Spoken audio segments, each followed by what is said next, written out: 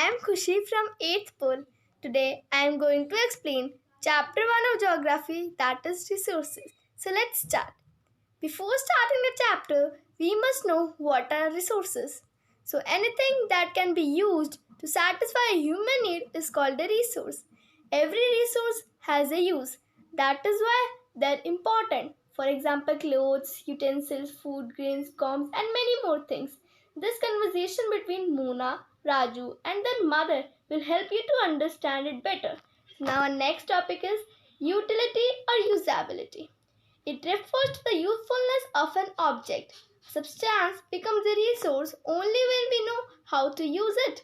All the natural objects were present on the earth since ages, but early men were not aware about the usage of these resources because he was not having technology to use these substances.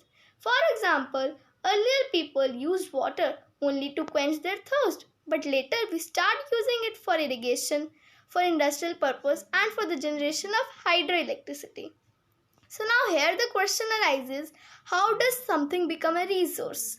Its use or utility gives it a value. All resources have some value. Now value actually means worth. Some resources have economic value while some do not. For example, metals have an economic value. A beautiful landscape may not, but both are important and satisfy human needs. So here are some important terms. Read it out carefully and understand it properly. Patent. It means the exclusive right over an idea or invention. Our next term is technology. It is the application of latest knowledge and skill in doing or making things. Now there are three types of resources. First is human-made resources, natural resources, and the last one is human resources. So let's study them in detail now. First we are going to study about natural resources. Now what are natural resources? The resources which are drawn from nature and used without much modification are called natural resources. Means we are not modifying them.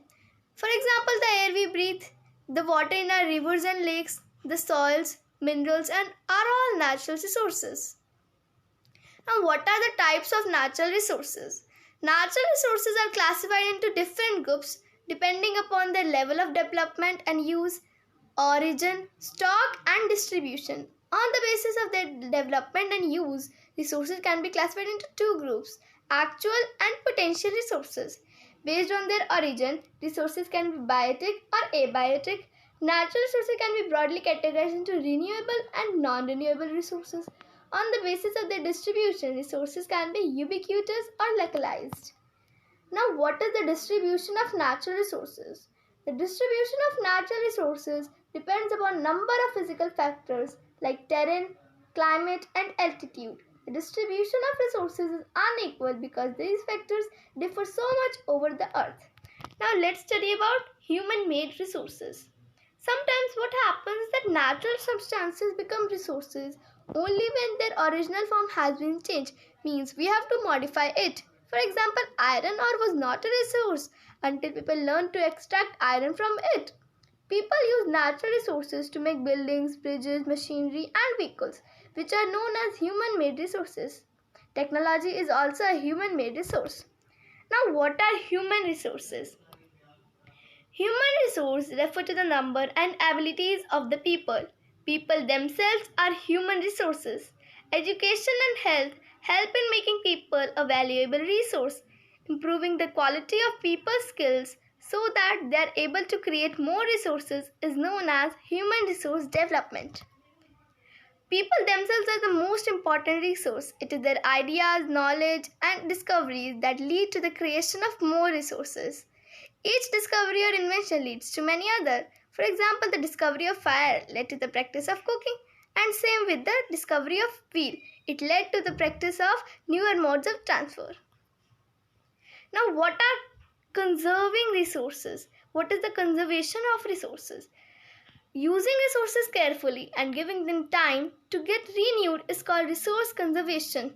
Mona had a nightmare. She dreamt that all the water on the earth had dried up and all the trees cut down. Can you imagine what would happen? Read this conversation between Mona and her mother so that you can know about the value of resources. Now, what is sustainable development?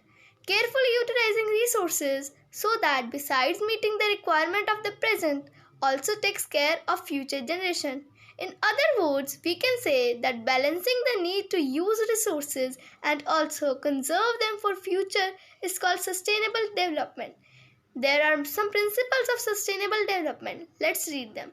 Respect and care for all forms of life, conserve Earth's vitality and diversity, minimize the loss of natural resources, change personal attitude and practices towards the environment, enable communities to care for their own environment. Now, at last, I would just advise all of you to save our environment and use our resources wisely. Alone, we can do so little, together, we can do so much. Thank you. This was all about this chapter. Stay safe and stay home.